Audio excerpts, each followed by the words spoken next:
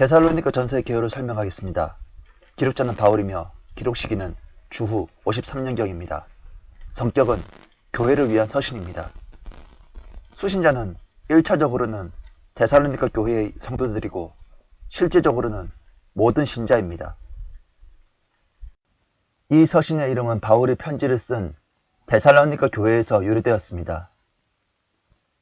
데살로니가 교회는 바울이 2차 선교 여행을 하며 약 한 달 동안 머물면서 설립했으며 그리스도의 왕 되심을 선포함으로 박해를 받았습니다.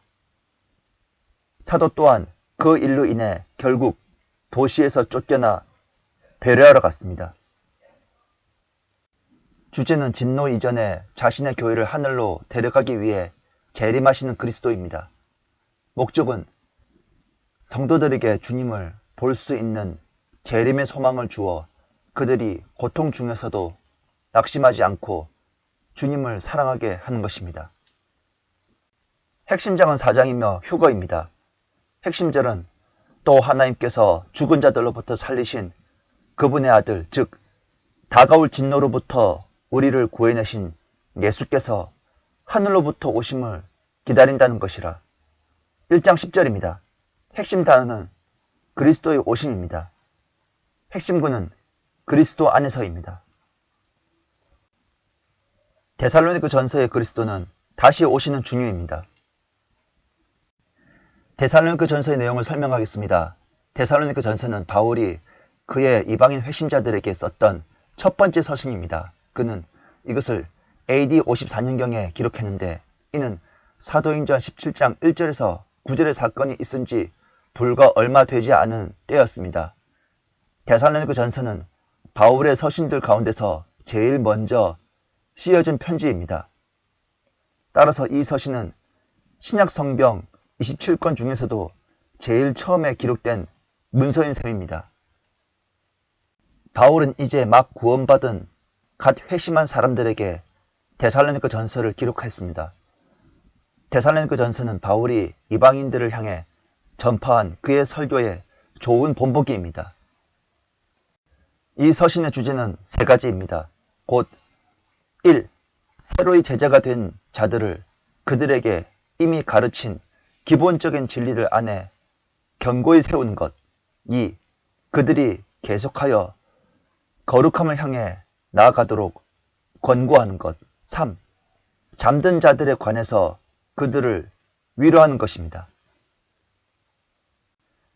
따라서 이 책은 오늘날 새로운 회심자들의 손에 건네주어야만 하는 책인 것입니다.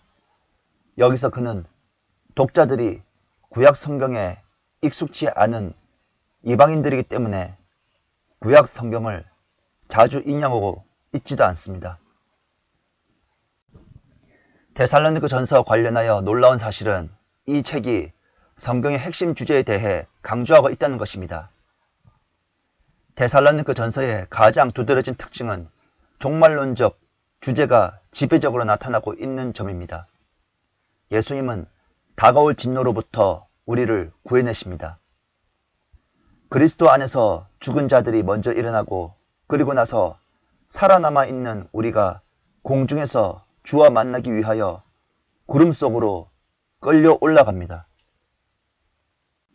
데살로니가 성도들은 본래 우상을 섬기던 자들이었습니다. 그런데 복음을 받아들여 우상으로부터 돌아서서 참되신 하나님을 섬기게 되었습니다. 이제 그들에게는 어떻게 사는 것이 하나님을 기쁘게 하는 것인가 하는 문제가 중요하였습니다. 바울은 그들을 향해 너희 각자가 거룩함과 존귀함으로 어떻게 자기 자신의 그릇을 소유하는가를 알며 라고 말합니다. 하나님께서 우리를 부르신 것은 더러움에서 살게 하려는 것이 아니라 거룩함에 이르게 하려는 것이라고 강조합니다. 따라서 데살로니가 성도들은 우리 주 예수 그리스도께서 그의 모든 성도들과 함께 오실 때에 하나님 곧 우리 아버지 앞에서 거룩함에 흠 없도록 너희 마음을 견고케 하시기를 바라노라 가 되어야 합니다. 이어지는 단락에서는 그리스도의 재림을 밤에 도둑같이 오는 것으로 표현합니다. 믿지 않는 사람들은 경악할 것입니다. 따라서 그리스도께서 다시 오실 것임을 아는 그리스도인은 낮에 속한 자에 합당한 삶을 살며 대비해야 합니다.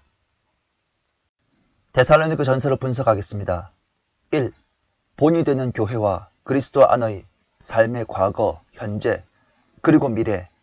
1장 1절에서 10절. 첫 번째 서론. 1장 1절. 두 번째 감사. 1장 2절에서 10절.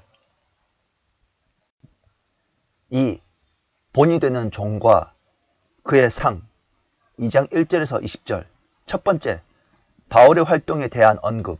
2장 1절에서 12절. 두 번째 성도들이 당한 고난. 2장 13절에서 16절. 세 번째 다시 방문하려는 계획. 2장 17절에서 3장 13절. 3. 본이 되는 형제와 믿는 자의 거룩하게 됨. 3장 1절에서 13절. 4. 본이 되는 행위와 믿는 자의 소망. 4장 1절에서 18절. 첫 번째 성결과 사랑에 대한 권면. 4장 1절에서 12절. 두 번째 주의 재림에 대한 교리. 4장 13절에서 18절. 5. 본이 되는 행위와 주의 날. 5장 1절에서 28절. 첫 번째 주의 날. 5장 1절에서 11절. 두 번째 결론적인 교훈. 5장 12절에서 28절입니다.